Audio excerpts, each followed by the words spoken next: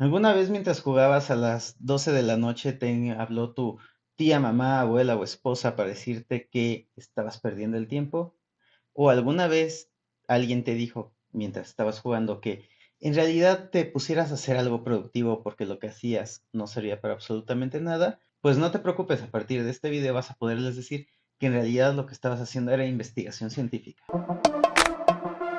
Desde finales del siglo XIX y principios del siglo XX, teóricos como Lev Vygotsky o Johann Huizinga han estado hablando sobre la importancia de los juegos dentro de la formación de las personas. Lev Vygotsky utilizó los juegos para entender cómo era el proceso de aprendizaje. Por su parte, Johann Huizinga nos habló sobre cómo era de importante el proceso del juego para que pudiéramos socializar, para que pudiéramos entender cómo funcionaba la sociedad, tomar un rol y así, bueno, pues integrarnos. Pero ellos no fueron los únicos. Posterior a la Segunda Guerra Mundial, empezaron a llegar algunos otros filósofos y teóricos. Por ejemplo, Jean Piaget. Jean Piaget trajo el constructivismo, que es básicamente la idea de que nuestro conocimiento se construye sobre el conocimiento previo, por lo que tener unas buenas bases sólidas pues nos podrían ayudar a mejorar. Y por lo tanto, para enseñar ciencias duras, pues tendrías que tener unas muy buenas bases de tu educación primaria. Seymour Papert es o más bien, fue investigador sudafricano que trabajó en el MIT. Él desarrolló algo que muchos llegamos a conocer que se llama Logo. Logo es un lenguaje de programación que en teoría realiza la abstracción de que tú vas moviendo una tortuga dándole instrucciones. Logo operaba originalmente con un pequeño robot que lo movían los niños dentro de un espacio, pero también pues tuvo su versión en línea, bueno, más bien su versión digital, en donde en la versión digital pues tú movías esta tortuga con este tipo de instrucciones para que realizara dibujos. Logo y Seymour Papert establecieron las bases para muchos de los programas que después se utilizarían para la enseñanza de programación. Por ejemplo, el proyecto Lego Mindstorm, que también fue desarrollado por Seymour Papert, se fundamentó en pensar en la programación como si fueran pequeños bloques de Lego. Entonces, de esta forma explicaban cómo funcionaba el darle instrucciones a una computadora. Todo esto enfocado para niños, pero bueno, también sirve para adultos. De hecho, Scratch está muy inspirado por el proyecto de Lego Mindstorm. Pero en el siglo XXI, los juegos y la ciencia no se limitaron simplemente a la cuestión de el aprendizaje, sino que también directamente a la investigación científica. Y para iniciar este viaje tenemos que empezar por el PS3 y el PSP. En el caso de ambas consolas, la capacidad de procesamiento era muy alto, por lo que se pensó en utilizar este procesamiento extra para que se pudiera emular una computadora, una supercomputadora virtual que realizara las operaciones más complejas. De esta forma, pues se podrían hacer análisis sobre, por ejemplo, proteínas en el ADN y entender cómo era que se construía este elemento en cada una de las distintas formas en las que se constituye en los seres vivos. Para ello se utilizaron diversas herramientas, pero tal vez la más conocida sea Folding Home. Era una aplicación que se utilizaba dentro del PlayStation 3 para que descargara problemas.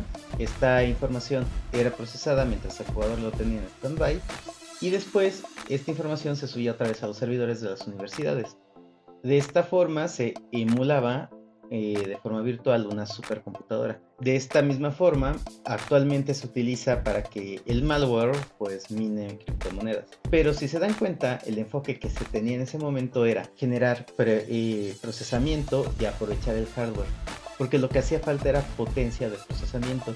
Pero hoy en día pues tenemos mucho procesamiento en nuestros celulares, en nuestras PCs, en nuestras laptops, e incluso los mismos servidores tienen capacidades de procesamiento mucho mayores a las que tuvieron en ese momento. Con el paso de los años, la técnica, o más bien la necesidad de jalar procesamiento ya no era tan central.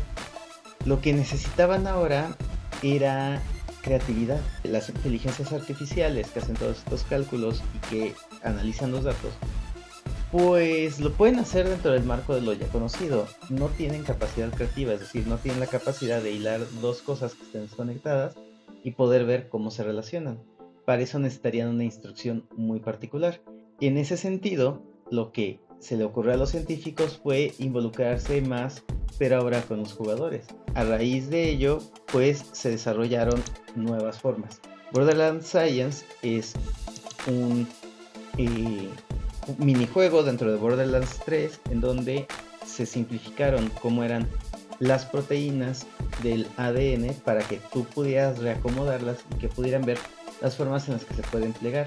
Esta es el ADN de bacterias que tenemos en la flora intestinal, así que la idea es entender cómo se ha desarrollado la evolución de estas bacterias, información que ya se tiene, ver cuáles son las posibles formas en las que puede evolucionar gracias a la creatividad de las personas al redoblar estas proteínas en forma virtual. Esta información se manda a analizar con el mismo software con el que se analizó la evolución de estas proteínas para que puedan desarrollarse a futuro.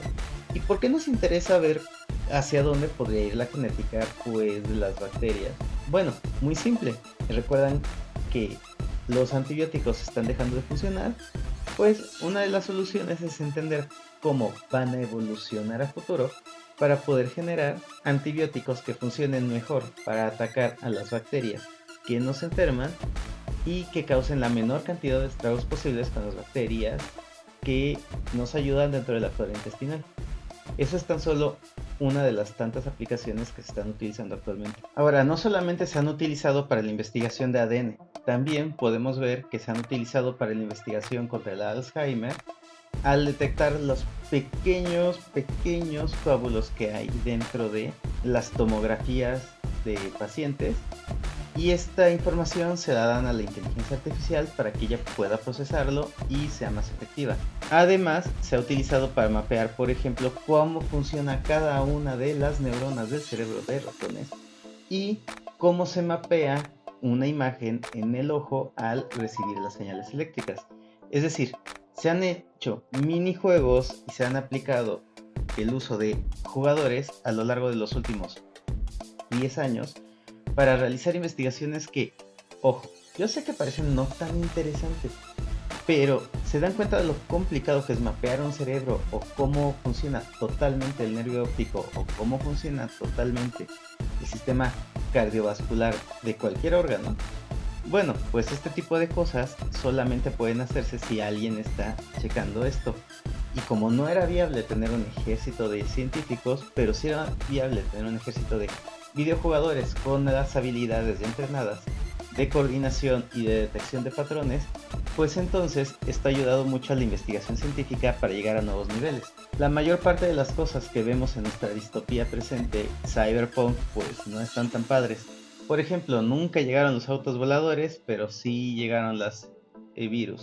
Nunca llegaron los elementos futuristas de robots asistentes, pero pues sí llegó la precariedad laboral y las crisis económicas.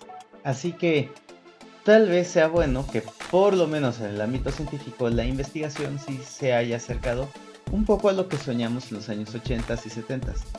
Pero todavía falta mucho por delante y muy posiblemente estas aplicaciones que ahora están ayudando a recopilar datos y hacer minería, pues eventualmente sirvan para que también estos juegos pues se puedan utilizar de forma más práctica para mejorar nuestra vida, y esperemos que sea así.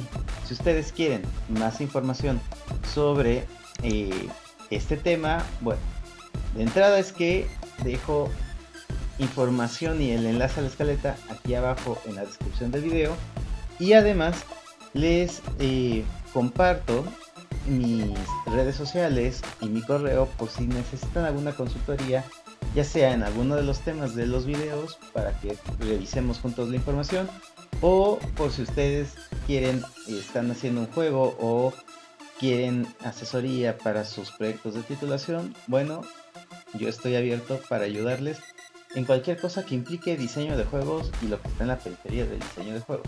Les agradezco su tiempo y los veo hasta el próximo video.